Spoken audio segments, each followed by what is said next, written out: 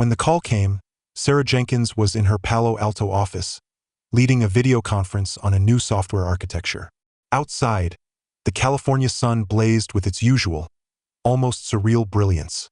Inside, the air conditioning hummed, and the whiteboard was a maze of intricate flowcharts. Everything felt orderly, precise, efficient, just like the life Sarah had meticulously built over the past decade.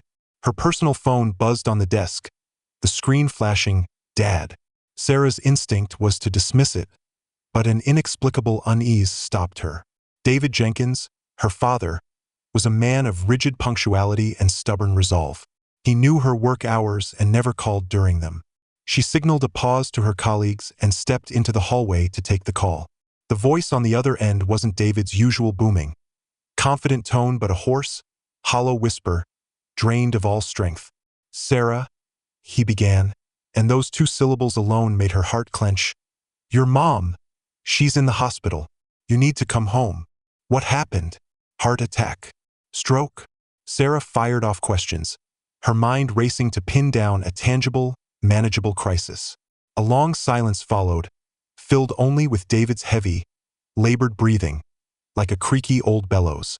Finally, in a near whisper thick with shame, he said, "It's your brother. It's Kevin's doing." Kevin. The name hit like a curse, shattering the rational, distant armor Sarah had built. The California sun, the successful projects, the orderly life. All of it faded, crumbling to reveal the gaping black hole of her Ohio hometown she'd spent years trying to escape. Her brother, Kevin Jenkins, 34, father of 3 innocent kids, once the shining pride of the Jenkins family, and now a gambler who dragged them all into hell. On the red-eye flight to Cleveland, Sarah didn't sleep. The cabin's darkness and the engine's steady drone sharpened her thoughts.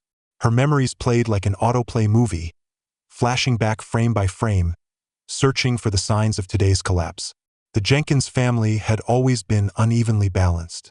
David and Helen Jenkins were quintessential Midwestern middle-class parents, devout believers in hard work and family first. But beneath those values lay a traditional, almost bone-deep bias toward inheritance, setting 2 starkly different standards for their daughter, Sarah, and their son, Kevin. Sarah was raised to be a good girl, sensible, independent, never a burden. She excelled in school, got into a top university, and moved to California, far from home, to build her life.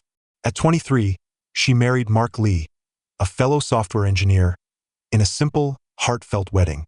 David and Helen attended, handing her a $10,000 check in a card that read, "Wishing you happiness." David clapped her shoulder, saying with his usual patronizing tone, "Sarah, you're on your own now." Grateful, she and Mark used the money, plus their savings, for a down payment on a modest Bay Area apartment, starting their life together. Kevin, meanwhile, sped down a gilded path paved by their parents. Handsome and outgoing, he was a high school star. Though his grades were average, David and Helen always found excuses for him. At 24, when his girlfriend Emily got pregnant, the Jenkins family threw a lavish wedding fit for a local society magazine. They booked the grandest country club ballroom, complete with a champagne tower and a jazz band. The wedding gift? A brand new townhouse in downtown's prime location, worth nearly $200,000, titled solely in Kevin's name. David and Helen also shelled out $35,000 for high-end renovations. Sarah remembered standing in that spacious, gleaming townhouse, the scent of expensive wood and new furniture filling the air. She was happy for her brother, but a sharp, undeniable pang of disparity stabbed her. She saw the proud, contented look on her parents' faces, a look they'd never given her. In 2019, Emily gave birth to their second child, a healthy boy named Leo, joining their daughter, Lily. Leo's arrival sent David and Helen into a frenzy of joy, as if the Jenkins lineage had been perfectly secured. They threw another grand celebration for their heir. Sarah couldn't help but recall her own son's birth years earlier. After a long, grueling labor, with Mark by her side, she lay exhausted in the hospital, craving her family's embrace.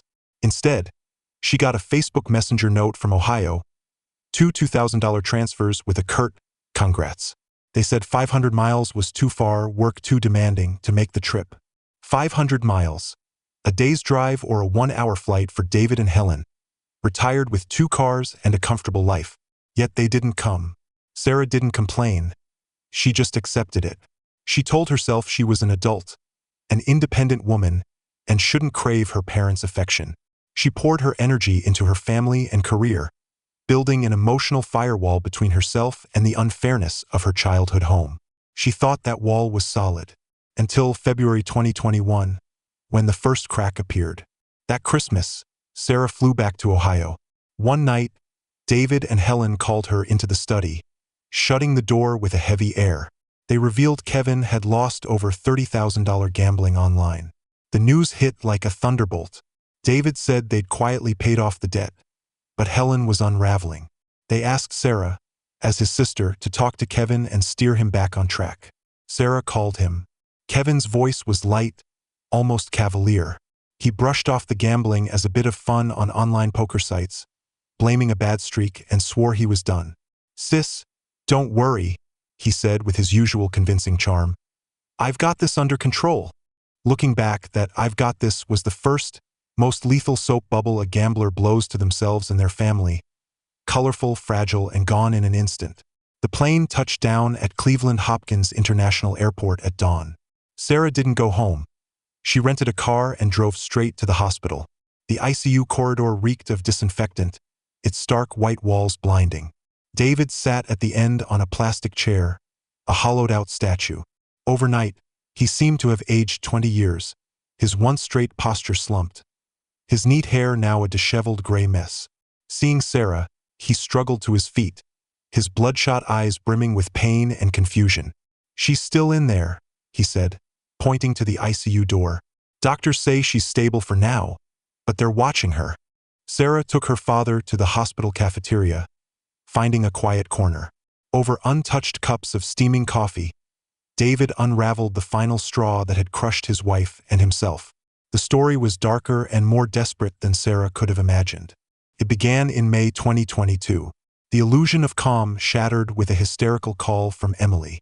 Sobbing, she told Sarah she was divorcing Kevin for 2 reasons, each explosive enough to destroy a family. Kevin was cheating with a younger woman named Jessica, who was pregnant, and his gambling addiction had spiraled, racking up $60,000 in debt.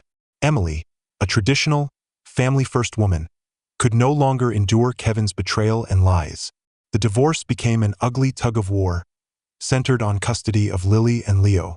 To keep their grandchildren in the Jenkins family, David and Helen drained their savings for legal fees and paid Emily a $20,000 settlement to relinquish custody. When Sarah learned of this, she felt a chill. Compared to wives left penniless by gambling husbands, Emily, with her payout and a fresh start, was almost lucky. The Jenkins family, however, was gutted. David and Helen, without hesitation, paid off Kevin's $60,000 debt. Then, unbelievably, within a month of his divorce from Emily, Kevin married Jessica, who was about to give birth. The marriage felt rushed, calculated, like slapping new wallpaper over a crumbling wall.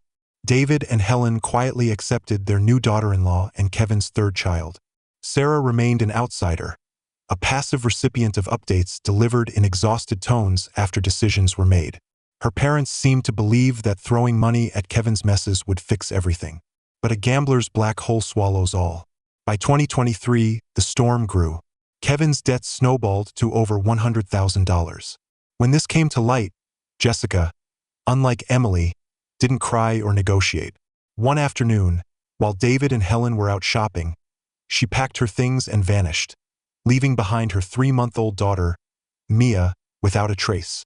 Kevin, panicked, turned to his parents again. David and Helen, nearing 70, took on the burden of raising 3 young grandchildren, including a newborn needing round-the-clock care. They juggled crying babies and calls to Jessica's family, promising to clear the debts. But Jessica was gone. Kevin's second marriage ended in a curt divorce decree. Kevin Jenkins' resume was now a litany of failure. Ex-husband to 2 women, father to 3, and an irredeemable gambler. "We kept wondering," David's voice was faint against the cafeteria's hum. "Where was he getting all this money? We gave him such a good life. He didn't need it." The answer peeled back like an onion, each layer more painful.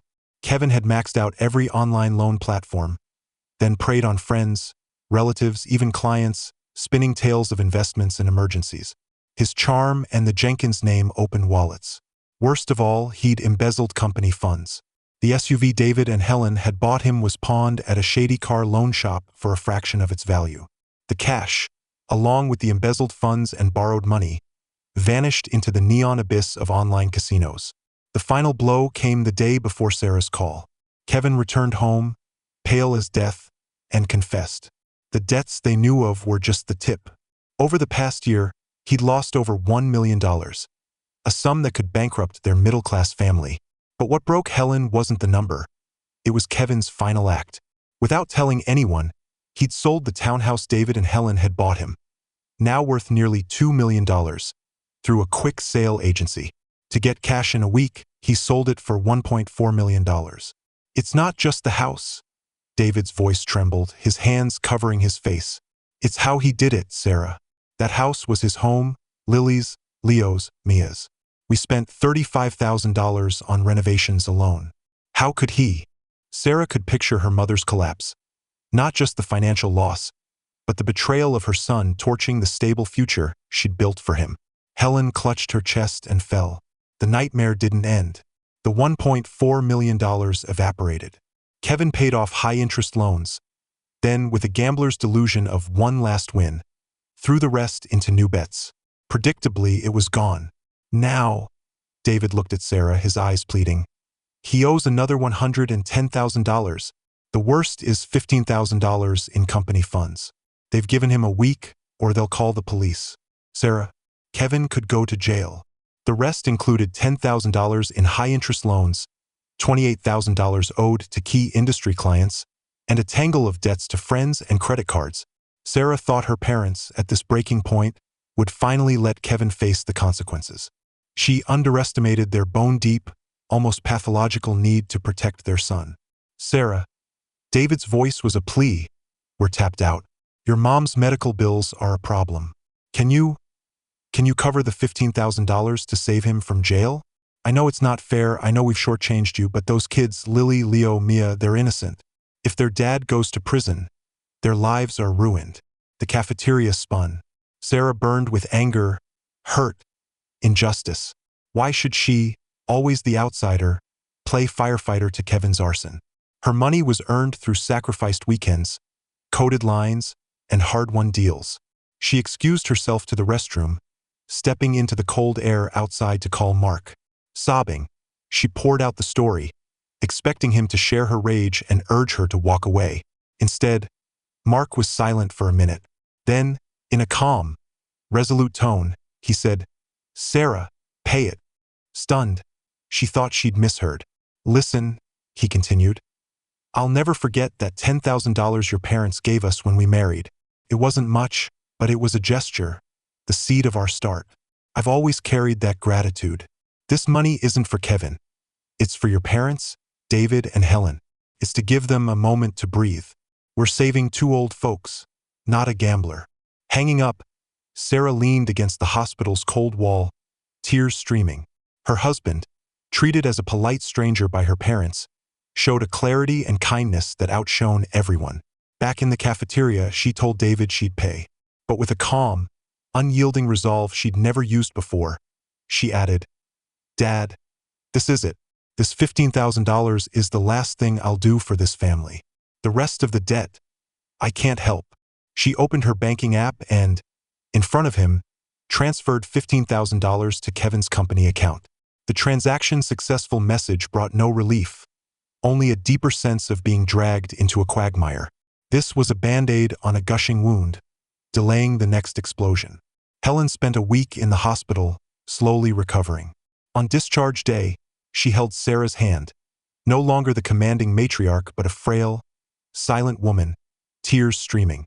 Her pride and hope in her son had become her deepest fear and shame. Her parents' favoritism fueled this tragedy, but they weren't heartless. They were victims too. For David and Helen, now in their twilight years, raising 3 young grandchildren, Lily, 7, Leo, 5, and Mia, not yet 1, was an overwhelming reality.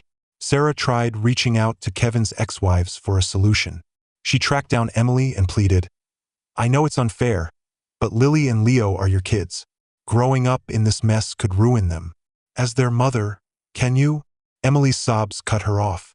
She'd remarried, and her new husband wouldn't accept another man's children. Taking Lily and Leo would end her marriage. Sarah, you're a woman. You get it, right? She cried. What man would raise another guy's kids? I escaped hell. I can't go back. Sarah understood. She had no words and hung up. When she tried contacting Jessica via social media, she found herself blocked. That door was closed. Sarah knew the real problem wasn't the women Kevin had hurt. It was Kevin. A father of 3, he was stripping his kids of a normal childhood. That summer, Sarah returned to Ohio. Stepping into her parents' home, she was hit by a mix of formula, diapers, and the stale air of age. The once pristine house was a ransacked battlefield of toys, clothes, and baby gear. Lily, 7, was eerily quiet, helping her grandma, passing Mia's bottle with a maturity that broke Sarah's heart. Leo, 5, ran and shouted, his energy a mask for unease. When they saw Sarah, they shyly called her auntie, shattering her. She considered taking them to California. Mark supported the idea, but reality loomed. Could she take all 3? Leave baby Mia behind? Choose like picking produce at a market? It was too cruel. Legally, Kevin, their father, was still alive, and as their aunt, not a guardian, cross-state adoption and school enrollment were a nightmare. Sarah let the idea go. She bought the kids expensive gifts and clothes, played with them for days, and, before leaving, slipped Helen $10,000 for their care. Kevin, since Sarah bailed out his company debt, had become a shell. Jobless, he moped at his parents' house, alternating between rage and despair. Knowing they were broke, he turned his parasitic gaze to Sarah. His WhatsApp messages were relentless, always about money. Sis, I can't eat. Send $100. Phone's getting cut off. Cover the bill. You're doing well. You can't let me die. Sarah's emotions cycled from anger to numbness to fear. She didn't want to pay, but worried he'd starve or rob someone. She coaxed him like a rebellious teen, urging him to join a gambling program or apply for jobs. He wallowed, dumping the consequences, 3 kids, sick parents, a wrecked family, on everyone else. Sarah wasn't the gambler, but her mental strain, financial burden, and fear for the future outweighed his. The most terrifying reality. If David or Helen fell ill again, needing full-time care, Sarah would have to drop her California life, company, family, and fly back. It was her duty as a daughter. She couldn't rely on Kevin, the deadbeat who only begged for cash. Sarah felt tethered to Kevin's sinking ship. She worried for her parents' health, for the kids' futures in this warped environment, fearing they'd follow their father's path. Anxiety and insomnia plagued her. Migraines became routine. In quiet California nights, she'd wake, heart pounding, haunted by her parents' tired faces and the kids' lost eyes. Kevin's debt, Sarah estimated, exceeded $4 million, a sum he'd never repay. Even if he miraculously quit gambling, he'd have to choose between debts and his kids. Knowing him, he'd choose neither, dumping them on Sarah. What would she do then? She'd once cautiously suggested to her parents finding a stable home for the kids through a welfare agency. They erupted, calling her heartless, insisting the kids were Jenkins' blood. Sarah never brought it up again. The Jenkins name, once a source of pride, now felt like a heavy shackle, chaining her in place.